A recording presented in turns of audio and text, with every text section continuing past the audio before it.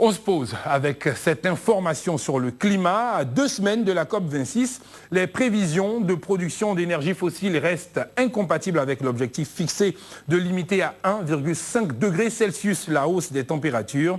Les pays prévoient toujours une augmentation de la production de pétrole et de gaz et seulement une baisse modeste de la production de charbon d'ici 2040, a expliqué la chercheuse auteure principale du rapport publié par le Programme des Nations Unies pour l'environnement. Le rapport estime que d'ici 2030, il sera produit plus de 2 fois ce qui devrait être si les États veulent vraiment limiter les effets du réchauffement climatique à 1,5 degré Celsius. L'annonce vise à provoquer un sursaut à 10 jours de l'ouverture de la COP26 de Glasgow. Le secrétaire général de l'ONU, Antonio Guterres, a insisté sur la nécessité de la décarbonation, appelant à transférer tous les financements dédiés aux fossiles vers les énergies renouvelables.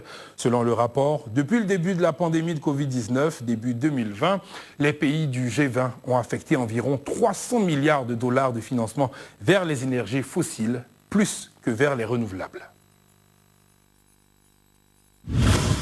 Ainsi va le monde et point final de cette édition. Merci une fois de plus de votre attention et de votre fidélité. Prochaine session d'information le 19h45 ce soir avec Sharon Camara.